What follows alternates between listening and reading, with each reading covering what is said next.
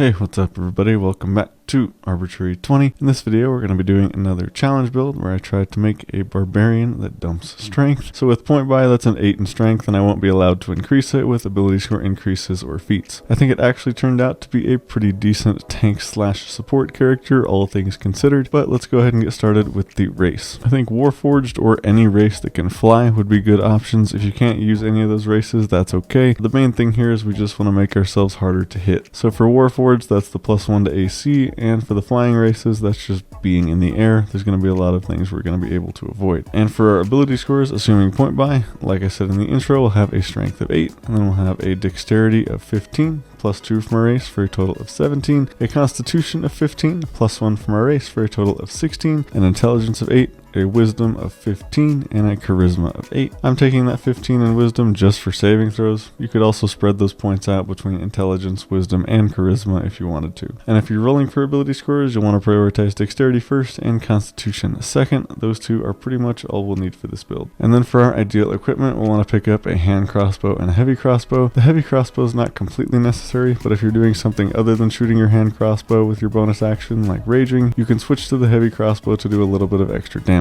And with all of that out of the way, we'll go over our first 5 levels of Barbarian. First, we'll talk about Rage and Reckless Attack. Since we're not using our Strength to attack, unfortunately, we won't get any benefit from these offensively, but Rage will still be just as good defensively. And then next, we'll get Unarmored Defense. This will be a lot better on this build than a typical Barbarian since we have to focus on Dexterity instead of Strength. And then we'll get Danger Sense. This will give us advantage on any Dexterity saving throw that we can see. And then for our Primal Path, I think there's 3 good options here. First, Ancestral Guardian.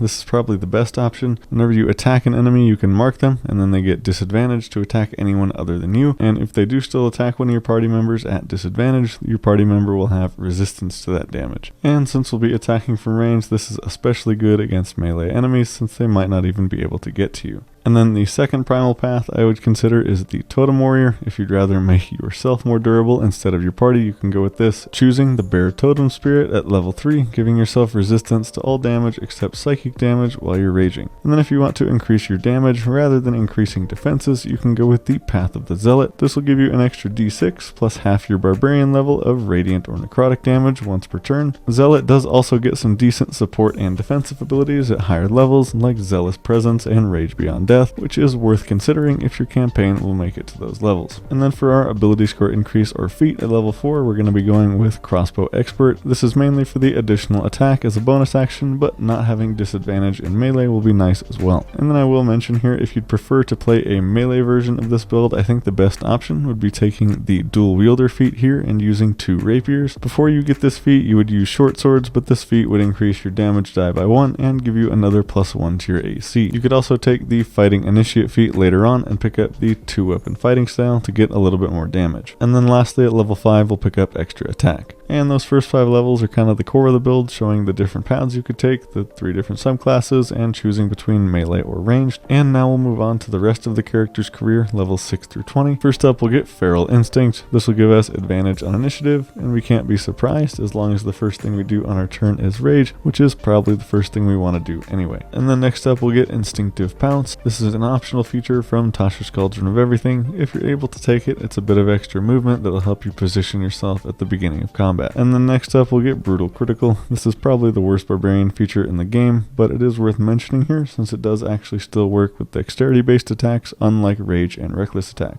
And then next up we'll get Relentless Rage. If we would go to 0 HP, we can instead stay at 1 as long as we make a DC 10 Constitution save. Each time we use it, the DC goes up by 5. This is a pretty decent defensive feature that'll hopefully let us take a few extra hits. And then next up we'll get Indomitable Might. This is actually kind of a funny feature for this build. Since we have a strength of 8, in a lot of cases this would actually make our strength rolls lower if we used it. And then we have Primal Champion, the Barbarian Capstone. A +4 to strength isn't going to do a whole lot for us, but the +4 to con is very welcome and will give us an additional 40 hit points and a +2 to our AC. And now we'll go over the 4 ability score increases or feats we'll get in this time in Barbarian. First, we'll pick up Sharpshooter. When we attack, this lets us take a -5 to our attack roll to get a +10 to our damage roll if we hit. This will be really nice against enemies with lower armor classes. It also lets us use the far range of our weapon without getting disadvantage. And then we'll pick up Resilient Wisdom. This will bring our wisdom score to an even 16 and give us proficiency in wisdom saving throws, which is something pretty much every character should have. And then next up, we'll be taking one of the newer feats, Strike of the Giants. I like the Frost Giant option here, being able to stop enemies from moving and then potentially hitting them with a taunt if you chose the Ancestral Guardian subclass is a very strong combination. If your GM lets you take the Giant Foundling background, you can get this feat for free there, and here you can take the feat I mentioned next, or you can take a +2 to Dexterity and bring it to 20. And then the last feat we're going to take is Fury of the Frost Giant. This kind of builds upon the Frost Giant option from Strike of the Giants. We get resistance to cold damage, and it gives us yet another way to stop enemies from moving, this time as a reaction, giving us even more control over the battlefield. And that's all I have for the build. Hope you guys enjoyed it, and hopefully you guys got some ideas from it, even though you probably won't build a Barbarian that has an 8 in strength. If you guys would like to check out my last build, it's a skill monkey character, so it gets proficiency in every skill, and it's focused on the reliable talent feature from Rogue.